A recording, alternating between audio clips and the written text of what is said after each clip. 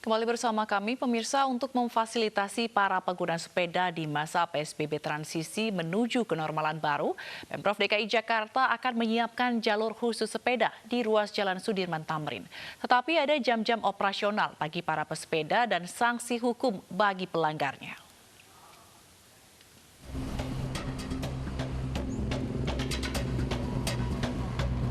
Sepanjang Jalan Sudirman Tamrin akan dibuat jalur khusus sepeda selama masa PSBB transisi di Jakarta. Jalur khusus sepanjang 14 km di kedua arah ini untuk memberi ruang bagi masyarakat yang gemar bersepeda. Jalur ini bersifat sementara agar para pesepeda tidak bersinggungan dengan kendaraan lain.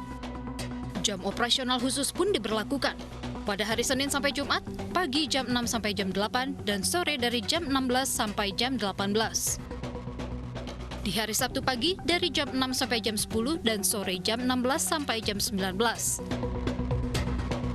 Sementara hari Minggu jadwal disesuaikan dengan operasional hari bebas kendaraan bermotor dari jam 6 sampai jam 11. Untuk hari Minggu, bahwa hari Minggu sudah ada HBKB. Tetapi pedagang kaki lima itu tidak diperbolehkan. Sementara HBKB untuk olahraga, jalan kaki maupun sepeda tetap dengan mengedepankan prinsip pelaksanaan protokol kesehatan yang ketat. Selama sepekan ini, jalur khusus sepeda masih dalam tahap sosialisasi.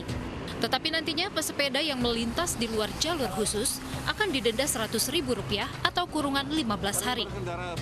Seminggu ini kita akan arahkan untuk pesepeda masuk ke jalur.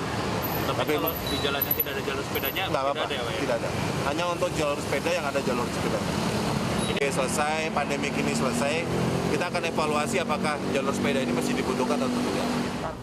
Jalur khusus sepeda ini disambut baik para pesepeda, terutama untuk keselamatan dan kenyamanan selama bersepeda.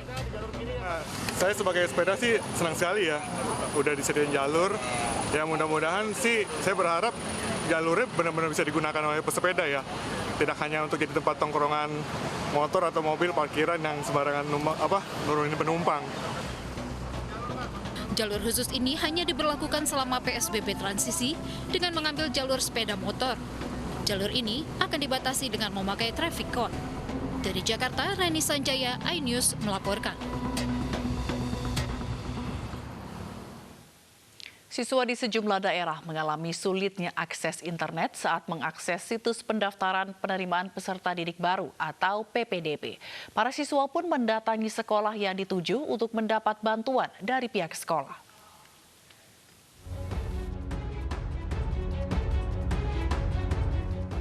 Pendaftaran penerimaan peserta didik baru atau PPDB di Brebes, Jawa Tengah terkendala sulitnya akses internet sejak hari pertama dibuka. Akibatnya, sejumlah calon siswa mendatangi langsung sekolah yang ingin dituju, salah satunya di SMA Negeri 3 Brebes. Mereka datang sambil membawa dokumen PPDB dengan harapan mendapat bantuan dari pihak sekolah untuk mendaftar. Biar lebih gampang sih Pak, jelas. Tokennya nggak bisa masuk kalau online Pak. Online nggak masuk? Dari pagi sudah nyoba? Udah. Sudah nyoba, tapi tetap nggak bisa? Iya. Dari jam berapa? Mulai jam 9. Sulitnya akses internet ini disebabkan banyaknya jumlah calon siswa yang mendaftar di waktu bersamaan. Sementara itu, minimnya pengetahuan tentang tata cara pendaftaran PPDB, para calon siswa dan orang tua mendatangi jasa rental komputer dan internet. Antrean pun terjadi di depan SMK Negeri 4 Makassar, Sulawesi Selatan. Dengan merogoh kocek Rp25.000, mereka rela menunggu dan berdesak-desakan hingga berjam-jam. Jam berapa kita di sini? Dari jam 6. Dari jam 6 pagi? Iya. Ini apa memang di belakang kita ini? Pendaftaran online. Pendaftaran online? Iya. Satu orang dikenakan biaya berapa? Rp25.000. Rp25.000. Pendaftaran PPDB untuk SMA, SMK, dan SLB di Makassar, Sulawesi Selatan mulai dibuka sejak Senin lalu. Terdapat 4 kuota jalur penerimaan, di antaranya jalur zonasi, prestasi, afirmasi, dan perpindahan tempat tinggal atau tempat bekerja orang tua. Tim Liputan iNews melaporkan. Taman Satwa Taru Juruk Solo akan beroperasi kembali Sabtu mendatang setelah ditutup sejak pertengahan Maret lalu akibat corona. Sementara Kebun Binatang Surabaya lakukan simulasi protokol kesehatan jelang dibuka kembali awal Juli mendatang.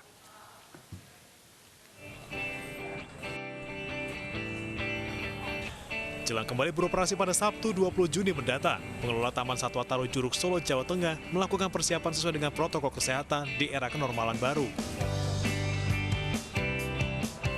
Dengan menggunakan APD, petugas menyemprotkan cairan disinfektan mulai dari pintu gerbang, loket pemeriksaan tiket, area bermain anak, hingga kandang hewan. Selain itu, pengelola juga menyediakan bilik semprot disinfektan bagi pengunjung di area pintu masuk sekitar loket tiket. Kami persiapan untuk protokoler kesehatan maupun protokoler konservasi 90% sudah selesai, terutama untuk bilik disinfektan, kemudian penanda jarak masing-masing kepada pengunjung. Untuk mengantisipasi kepadatan pengunjung, setiap harinya Taman Satwa Taru Juruk Solo akan dibuka dalam 2 sesi. Sesi pertama di jam 9 pagi hingga 12 siang, dan sesi kedua di jam 1 hingga jam 2 siang.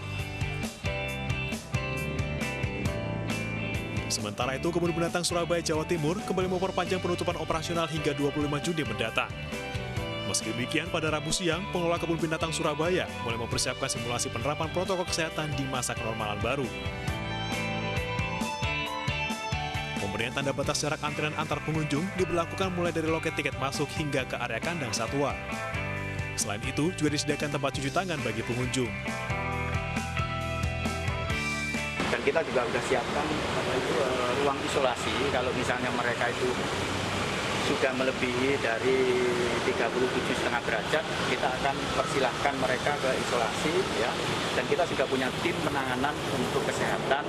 Langkah berikutnya adalah mereka tidak boleh untuk masuk ke Kebun Binatang Surabaya.